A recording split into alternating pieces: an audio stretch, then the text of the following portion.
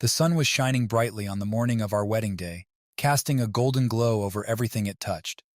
Our garden, transformed into a romantic haven, was filled with the fragrant blooms of roses and lilies, their scents mingling in the air and creating an intoxicating atmosphere. Everywhere I looked, there were smiles, laughter, and the joyful energy of loved ones gathering to celebrate our union. The ceremony seemed like a dream. I stood at the altar, my heart racing with anticipation and excitement. Friends and family were all around, their faces glowing with happiness. The soft strains of the violin played in the background, setting the perfect tone for the ceremony. As the music shifted, signaling the bride's entrance, a hush fell over the crowd. When Caroline appeared at the end of the aisle, my breath caught. She looked breathtaking, her white dress flowing gracefully as she walked toward me. Her eyes locked with mine, and I could see the love and excitement reflected in them. Each step she took seemed to bring her closer to me, not just physically, but emotionally, as if our hearts were synchronizing with every beat. The ceremony was a whirlwind of emotions. We exchanged vows, promising to love and cherish each other for the rest of our lives.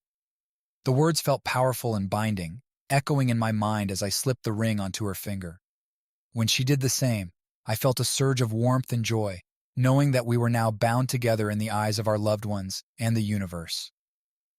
After the ceremony, we moved to the reception area, which was equally enchanting. Tables were set with elegant centerpieces, and the aroma of the delicious feast prepared for our guests wafted through the air. Our first dance as husband and wife was magical. We swayed to the music, lost in each other's eyes, oblivious to everything else. The world seemed to fade away, leaving just the two of us in our bubble of happiness. The reception was a blur of laughter, toasts, and dancing. Our friends and family joined us on the dance floor, creating a joyous celebration scene. Children ran around, their laughter adding to the joyful cacophony. Everywhere I looked, I saw smiles and heard heartfelt congratulations. It was a day when everything felt perfect, a day when all worries and cares melted away. As the evening progressed, we gathered around a beautifully decorated wedding cake. With our hands intertwined, we cut the first slice, feeding each other amidst laughter and cheers. The cake was delicious, a sweet symbol of the future we were about to embark on together. The night ended with a spectacular fireworks display. As we stood together, watching the brilliant colors explode in the sky, I felt an overwhelming sense of gratitude and love. Surrounded by our closest friends and family, I knew that this day, our wedding day, would be etched in our memories forever, as the beginning of a beautiful journey. As we finally left the celebration, hand in hand, the stars twinkling above us, I felt an indescribable happiness. Our wedding day was everything I had ever dreamed of and more. It was a day filled with love, joy, and the promise of a future together. With Caroline by my side, I was ready to face whatever came our way, knowing that we had the strength of our love to guide us. The day after our wedding was supposed to be filled with joy and relaxation.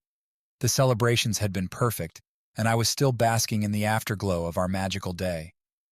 Caroline and I had planned to spend a quiet afternoon together, enjoying the peace and tranquility of our newlywed life. Little did I know that my world was about to be turned upside down. I had gone to the main house to fetch a bottle of wine, planning a surprise picnic for us in the garden. As I walked back towards the guest house, I heard faint laughter coming from within. At first, I thought it might be Caroline on the phone with a friend, but as I got closer, I recognized the distinct sound of a man's voice mingling with hers. Curiosity piqued. I approached the door and gently pushed it open, not wanting to interrupt. What I saw next made my heart stop. There in the guest house was Caroline, my wife of barely a day, wrapped in the arms of another man. They were laughing, completely oblivious to my presence. The shock hit me like a physical blow. I stood frozen in the doorway, unable to process what I was seeing. My mind raced, trying to make sense of the scene before me. How could this be happening? We had just promised to love and cherish each other for the rest of our lives, and here she was, betraying me most unimaginably. My presence finally registered, and Caroline's laughter died in her throat. She turned to face me, her eyes widening in horror and guilt. The man beside her quickly disentangled himself, looking just as stunned. For a moment, none of us moved. The silence was deafening, filled with unspoken accusations and shattered dreams. "How could you?" I finally managed to choke out, my voice trembling with a mix of anger and devastation. "We just got married, Caroline. How could you do this to us?" Tears welled up in her eyes, but I couldn't tell if they were from remorse or the shock of being caught. She opened her mouth to speak, but I didn't wait to hear her excuses. The pain was too raw, too overwhelming. I turned and fled the guest house, needing to get as far away from that scene as possible. Back in the main house, I felt a wave of nausea wash over me. My hands shook as I poured myself a glass of water, trying to steady my racing heart. The reality of what I had just witnessed slowly sank in, and with it came a crushing sense of betrayal. The woman I had just vowed to spend my life with had broken my trust most fundamentally. I paced the room, my mind a whirlwind of emotions. Anger, sorrow, confusion, they all swirled together, making it hard to think straight. The image of Caroline with that man was seared into my mind, a constant reminder of her infidelity. Eventually, she found me in the living room. Her face was streaked with tears, and she looked genuinely remorseful. "I'm so sorry," she whispered, her voice barely audible. "I didn't mean for you to find out like this." "Find out like this?" I repeated, incredulous. "You mean you didn't mean for me to find out at all?" She flinched at my words, but I couldn't stop the flood of anger. "Why, Caroline? Why did you do it?" She hesitated, then began to explain, her voice filled with regret. But I couldn't listen. The pain was too fresh, the wound too deep. I turned away, unable to face her any longer. As the day turned to night, I found myself alone, grappling with the enormity of what had happened. The shock and disappointment were overwhelming, but beneath it all, a grim resolve was forming. This betrayal would not go unpunished. Carolyn had shattered my trust, and I would ensure she understood her actions' gravity. The hours following my discovery of Caroline's betrayal passed in a haze. The vibrant joy of our wedding day seemed like a distant memory, replaced by a crushing sense of disbelief and sorrow. The image of her in the guest house, entwined with another man, replayed endlessly in my mind, a torturous loop that I couldn't escape. I found myself wandering through our home, the place that was supposed to be our sanctuary. Every room, every object, held a memory of our love and the life we had planned together. The contrast between those happy moments and the current reality was unbearable. I felt like I was living in a nightmare from which I couldn't wake up. I tried to distract myself with mundane tasks, hoping to numb the pain. I washed dishes, straightened furniture, and even tried to read, but nothing could take my mind off the betrayal. My heart felt heavy, and my chest ached with a pain that was both physical and emotional. The world had lost its color, and everything seemed bleak and meaningless. As the day turned into night, the emptiness grew. I sat in the living room, staring blankly at the walls, my mind a whirlwind of thoughts. How could Caroline do this to me? To us? We had made vows, promising to stand by each other through thick and thin. The betrayal cut deeper than any physical wound, shattering the very foundation of our relationship. Tears welled up in my eyes, and I didn't bother to wipe them away. The emotional trauma was overwhelming, and I felt a profound sense of loss. I had lost not only my wife, but also the future we had envisioned together. The dreams of growing old with her, of building a family, of sharing our lives. Everything had been ripped away in an instant. I reached for my phone, my fingers trembling as I dialed the number of my best friend Mark. He answered on the second ring, his voice filled with concern. "Hey man, what's going on?" Hearing his voice brought a fresh wave of tears. "Mark, I don't know what to do. Caroline, I couldn't finish the sentence, the words catching in my throat. Mark was silent for a moment, then he spoke softly. "Take a deep breath. Tell me what happened." I took a shaky breath and recounted the events of the day, my voice breaking as I described finding Caroline with another man. Mark listened patiently, offering words of comfort and understanding. His support was a lifeline, a small ray of light in the darkness. "Come over," he said finally. "You shouldn't be alone right now." I nodded, even though he couldn't see me. "I'll be there soon." Driving to Mark's house, I felt a glimmer of relief. At least I wouldn't have to face this pain alone. When I arrived, he greeted me with a tight hug, and for the first time since the betrayal, I felt a sense of safety. We sat in his living room talking late into the night. I poured out my heart, expressing the hurt, the anger, and the confusion that consumed me. Mark listened, offering words of wisdom and empathy. He reminded me that I was not alone and that I had people who cared about me and who would support me through this difficult time. His presence was a balm to my wounded soul, helping me see that despite the pain, life would go on. But the nights were the hardest. Lying in bed, the silence was deafening. The space beside me, where Caroline should have been, felt like a void, a constant reminder of her absence. Sleep eluded me, and I spent hours staring at the ceiling, lost in thoughts of what could have been. The future seemed uncertain, and the path ahead was shrouded in darkness. Days turned into weeks, and the emotional trauma lingered. Each morning, I woke up hoping it had all been a bad dream, only to be confronted with the harsh reality. The betrayal had left a deep scar, and I knew it would take time to heal. But with the support of friends like Mark, I began to see that healing was possible. One step at a time, I would rebuild my life, learning to trust and love again, even if the journey was long and arduous. For now, I allowed myself to grieve, to feel the full weight of the pain. I knew that acknowledging my emotions was the first step towards healing.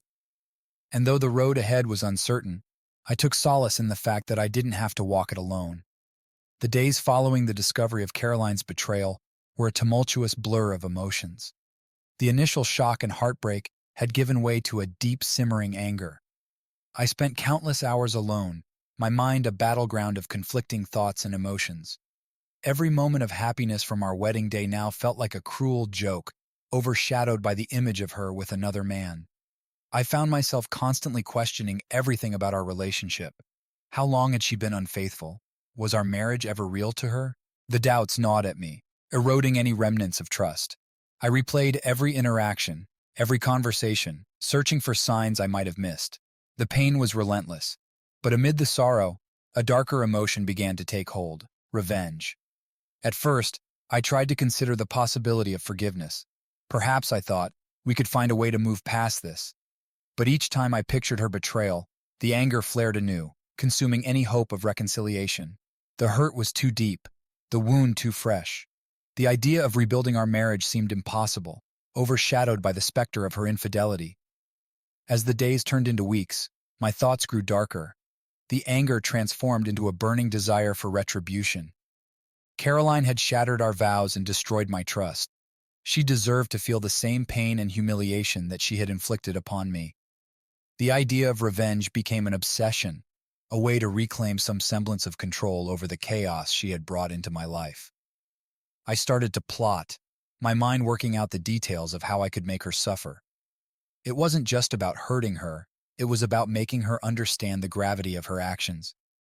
She needed to see the consequences of her betrayal, to feel the same sense of loss and devastation that I did. Each plan I devised became more elaborate, each scenario more satisfying in its imagined execution. I began to gather evidence, documenting every detail of her infidelity: text messages, photos, and anything else that could serve as proof of her betrayal. The process was both painful and cathartic, a way to channel my anger into something tangible. I knew that I needed to be meticulous, to ensure that when the time came, there would be no doubt about her guilt. As I delved deeper into my plans, a part of me struggled with the morality of what I was doing. I had always considered myself a fair and just person, someone who believed in forgiveness and second chances. But this situation felt different. Caroline's betrayal had crossed a line that I couldn't ignore. The desire for revenge outweighed any lingering sense of morality. One night, as I sat alone in the dark, I made my decision. There would be no forgiveness, no attempt at reconciliation. Instead, I would make her pay for what she had done. The thought brought a twisted sense of satisfaction, a feeling of power that I hadn't felt since the moment I discovered her infidelity.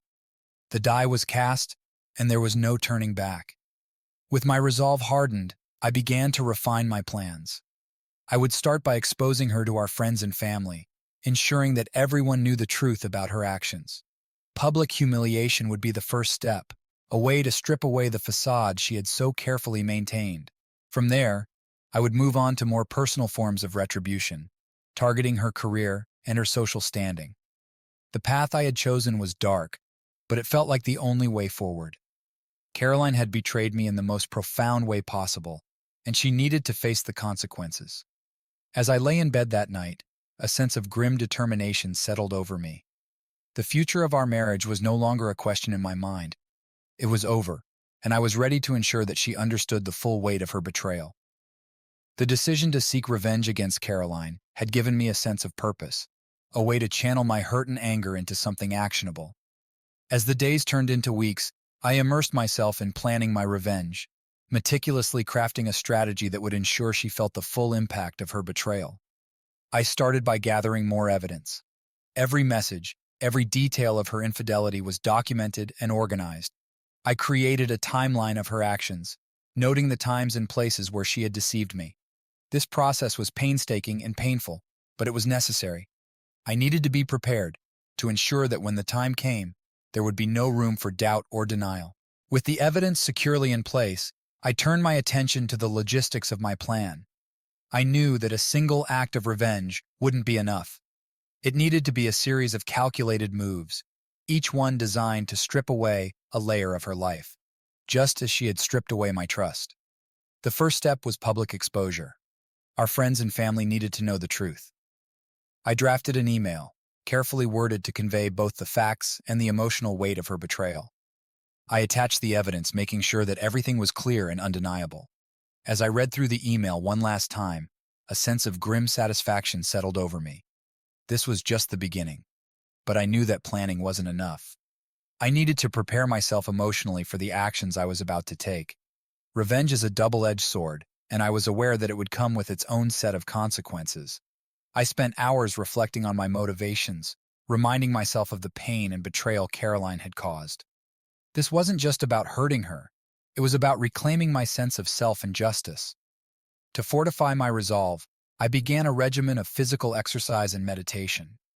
The physical exertion helped to channel my anger into something productive, while meditation allowed me to clear my mind and focus on the task at hand. Each day I felt a little stronger and a little more prepared for what lay ahead. The morning of my first act of revenge dawned cold and gray, mirroring the turmoil within me.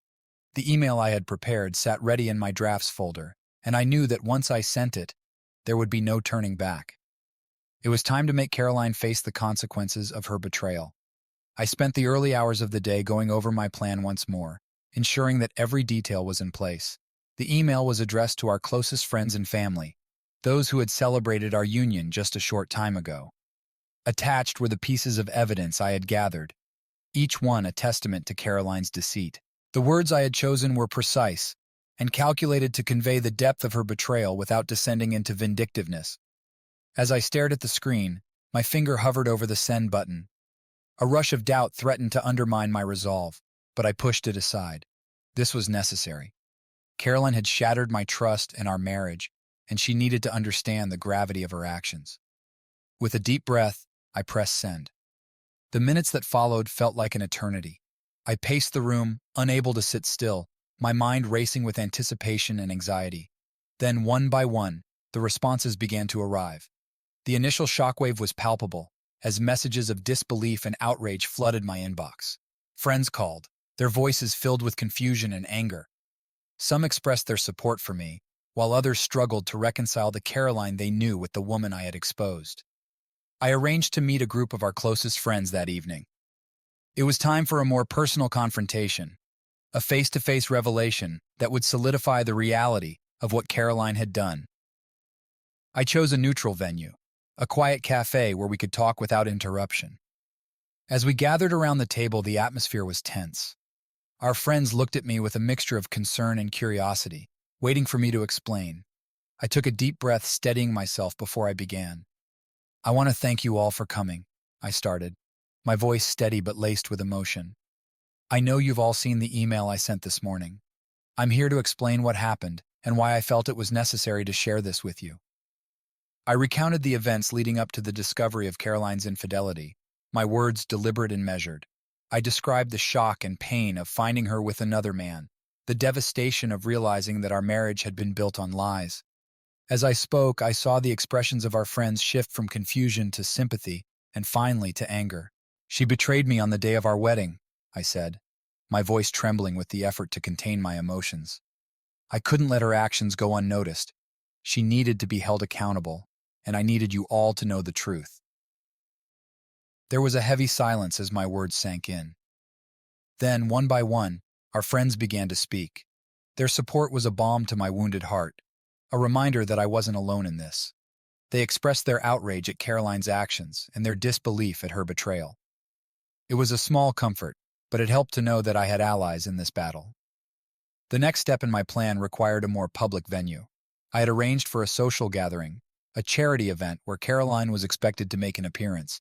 It was the perfect opportunity to confront her in front of a larger audience, to ensure that her duplicity was exposed to the wider community.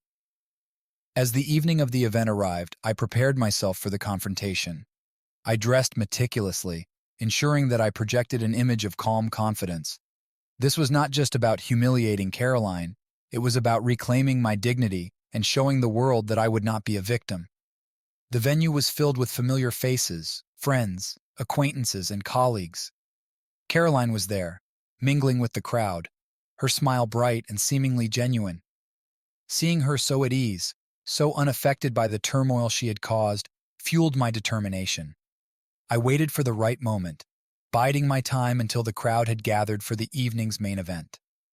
As the host took the stage to address the attendees, I made my move. With a calm demeanor, I stepped forward, interrupting the proceedings with a raised hand. "Ladies and gentlemen," I began, my voice carrying across the room. "I apologize for the interruption, but there's something that needs to be addressed." The room fell silent, all eyes turning to me. I could see the confusion and curiosity on their faces, and out of the corner of my eye, I saw Caroline's smile falter. Taking a deep breath, I continued. "Many of you know me and Caroline," I said, my voice steady. "We were recently married, and you all shared in our joy. But there's something you don't know, something that has been hidden beneath the surface." I pulled out the evidence I'd brought with me, displaying it for all to see. On the day of our wedding, I discovered that Caroline had been unfaithful. This is the proof of her betrayal. A murmur of shock rippled through the crowd as I laid out the evidence. Caroline's face turned pale, her eyes wide with horror. The host attempted to regain control, but the damage was done. The room buzzed with whispers and gasps, the social veneer cracking under the weight of the revelation. Caroline tried to approach me, her eyes pleading, but I stepped back, maintaining my composure. "You deceived me, Caroline," I said, my voice cold. "And you deceived everyone here. It's time they knew the truth." With that, I turned and walked away, leaving Caroline to face the consequences of her actions. The satisfaction of the public humiliation was bittersweet. It didn't erase the pain of her betrayal, but it gave me a sense of justice, a feeling that I had taken the first step in reclaiming my life. As I left the venue, I knew that this was just the beginning. There were more steps to take and more actions to be carried out. But for now, I felt a glimmer of empowerment. Caroline's perfect facade had been shattered, and I was no longer a passive victim. The journey of retribution had begun, and I was ready to see it through to the end. The days following the public revelation of Caroline's infidelity were tumultuous, filled with a mix of satisfaction and residual pain. The immediate shock had passed, but the bitterness of her betrayal lingered. Exposing her to our friends and family was just the beginning. The next step in my plan was to strike where it would hurt her the most, her career. Caroline had always been proud of her professional achievements. She had worked hard to climb the corporate ladder and had earned a respectable position in her company. Her job was not just a source of income, but also a significant part of her identity. Taking that away from her would be a blow she wouldn't easily recover from. I spent hours compiling a detailed dossier, documenting her infidelity and the circumstances surrounding it. Every text message and every piece of evidence was meticulously organized. This was not just a personal vendetta. It was a calculated move designed to dismantle the life she had built. With the dossier complete, I reached out to her boss, Mr. Harris. He was a stern man, known for his no-nonsense attitude and high expectations of his employees. I requested a private meeting, suggesting that the matter was of utmost importance and confidentiality. Intrigued and perhaps sensing the gravity of my tone, he agreed. The meeting was scheduled for a Friday afternoon. As I walked into the office building, a sense of purpose guided my steps. I was resolute, determined to see this through. The receptionist directed me to Mr. Harris's office, and as I waited outside, I felt a mix of anticipation and dread. This was it, the moment that would change everything. Mr. Harris greeted me with a firm handshake and a curious look. "Please have a seat," he said, gesturing to the chair opposite his desk. I sat down, taking a deep breath to steady my nerves. "Thank you for seeing me on such short notice," I began, my voice calm but serious. "I have something important to discuss with you regarding Caroline." His expression shifted to one of concern. "What is this about?" I handed him the dossier, watching as he flipped through the pages. His eyes widened as he read the contents, the gravity of the situation dawning on him. I could see the disappointment and anger building in his expression. "This is quite serious," he said, looking up at me. "Why are you bringing this to my attention?" "Caroline's actions are not just a personal betrayal," I replied. "They reflect poorly on her character, and, by extension, on your company. I believe you deserve to know the truth about someone in such a significant position." Mr. Harris leaned back in his chair, his fingers steepled in thought. "I appreciate your candor. This is not something we take lightly. We value integrity and trust, and it seems Caroline has violated both." I nodded, feeling a sense of grim satisfaction. "I thought it was only fair that you know." He sighed, closing the dossier and setting it aside. "Thank you for bringing this to my attention. We'll conduct a thorough review and take appropriate action. This kind of behavior is unacceptable in our organization." As I left his office, a weight lifted from my shoulders. The first step in dismantling Caroline's career had been taken. It was a small victory, but a significant one. The process of exposing her betrayal and ensuring she faced the consequences was underway. Over the next few days, the fallout was swift. Caroline was called into a meeting with Mr. Harris and other senior executives. The evidence I had provided was irrefutable, and she was given little room for explanation or excuses. Her professional reputation, meticulously built over the years, crumbled in an instant. The news of her misconduct spread through the company like wildfire. Colleagues who once admired her now viewed her with disdain. She was placed on suspension pending further investigation, and it was clear that her career was in jeopardy. The satisfaction I felt was tempered by the residual pain of her betrayal. This wasn't just about revenge. It was about making sure she understood the consequences of her actions. Caroline had shattered my trust in our marriage, and now she was experiencing the same sense of loss and devastation. As I watched her career unravel, I couldn't help but reflect on the journey I had undertaken. The path of revenge was dark and filled with emotional turmoil, but it was also a journey of reclaiming my sense of self. I was no longer a passive victim. I had taken control, ensuring that Caroline faced the repercussions of her betrayal. The destruction of her career was a significant step, but there were more challenges ahead. The process of healing and rebuilding my life was ongoing, yet, with each step I took, I felt a little stronger, a little more empowered. The future was uncertain, but I was ready to face it head-on, leaving the pain of the past behind. With Caroline's career in ruins, the next steps in my journey for justice and closure became clear. It was time to sever all ties completely. The process of dividing our assets and initiating the divorce would be the final act in reclaiming my life and moving forward. The first step was to find a competent attorney who could guide me through the legal intricacies of divorce. I made an appointment with one of the top divorce lawyers in the city, Miss Rebecca Stone. Her reputation for being both compassionate and tenacious gave me confidence that I would be in capable hands. The meeting with Miss Stone was a mixture of relief and sorrow.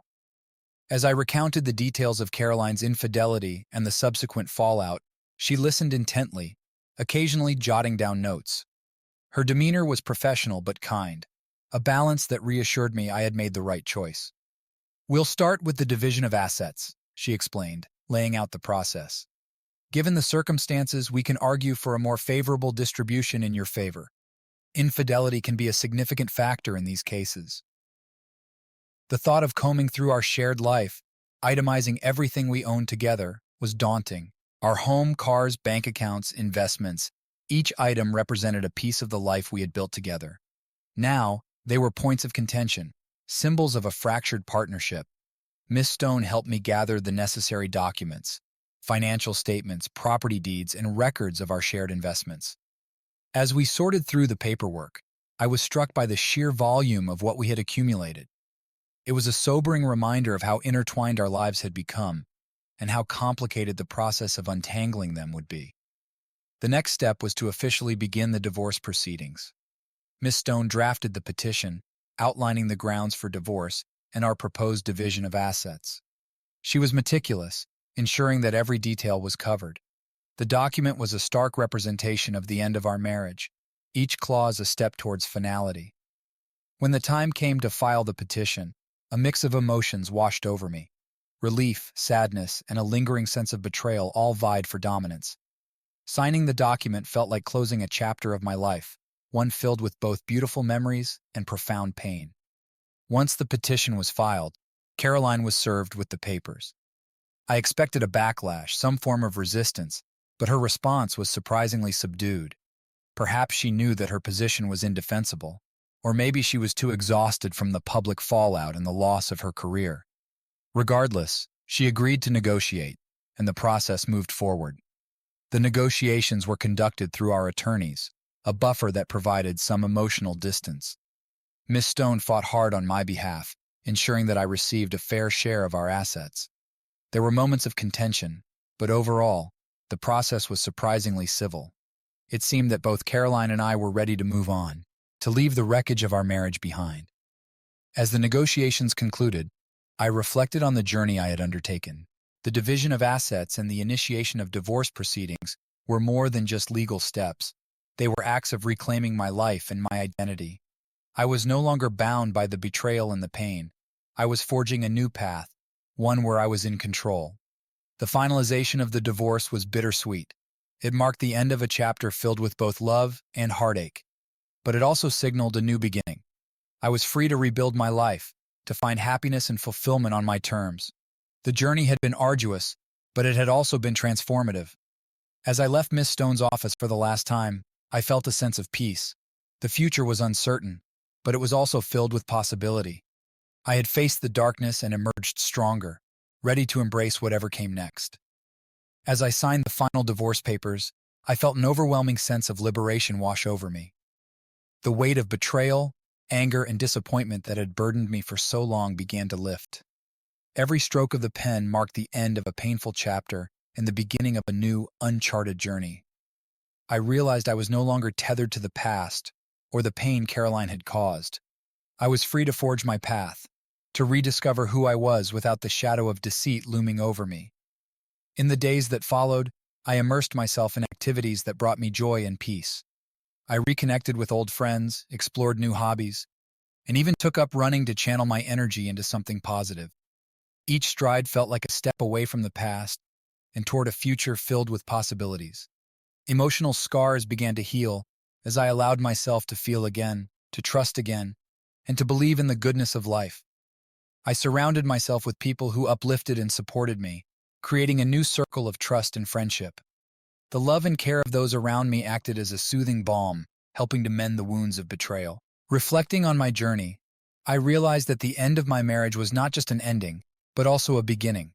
It was a chance to redefine myself, to pursue my dreams, and to build a life that was truly my own.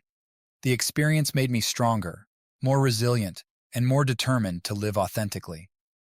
As I stood at the threshold of this new chapter, I felt an undeniable sense of freedom. I was no longer defined by the past, but empowered by the lessons it had taught me. With a heart unburdened and a spirit renewed, I stepped forward into the light of my new beginning, ready to embrace all that life had to offer.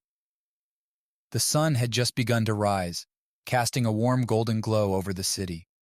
As I sipped my morning coffee, I felt a profound sense of peace that had eluded me for so long. This was the dawn of a new beginning, a fresh chapter in my life, unmarred by the deceit and betrayal that had once consumed me. I often thought back to the day of our wedding and how bright and hopeful everything had seemed. It was painful to remember, knowing now that Caroline had already betrayed me, even then. But as I looked out at the new day, I felt a deep gratitude that I hadn't bound my life to someone capable of such deceit. Her actions had been a revelation, painful, but ultimately liberating. Every day, I found myself growing more into the person I had always wanted to be. I embraced new opportunities, met new people, and explored interests that I had neglected for too long. It was as if the end of my marriage had given me the freedom to rediscover my true self, unburdened by the weight of constant suspicion and heartache. I took up photography, capturing the beauty of the world around me. Each click of the camera was a reminder of the vibrant life that existed beyond the shadows of my past. I traveled to places I had always dreamed of visiting, immersing myself in new cultures and experiences. Each journey was a step further from the pain of betrayal and a step closer to a future filled with hope and joy. My friends and family noticed the change in me. They saw the light return to my eyes, the genuine smile that now adorned my face. Their support and love had been my rock through the darkest times, and now they celebrated with me as I embraced this new chapter. Together, we laughed and made new memories, erasing the sting of old wounds. Reflecting on my journey, I realized how far I had come. The pain and heartbreak had been real, but they had also been the catalyst for my transformation. I was stronger, wiser, and more resilient. I had learned to value my happiness and to never settle for less than I deserved. As I moved forward, I felt no bitterness towards Caroline. Instead, I felt a sense of relief and gratitude. She had shown me her true self, and in doing so, had freed me from a life of illusion. I was now free to build a future based on honesty, love, and mutual respect. Standing on the threshold of this new beginning, I felt an overwhelming sense of joy. The future was wide open, filled with endless possibilities. I was ready to embrace it all, with an open heart and a hopeful spirit. This was my time, my new beginning, and I was determined to make the most of every moment.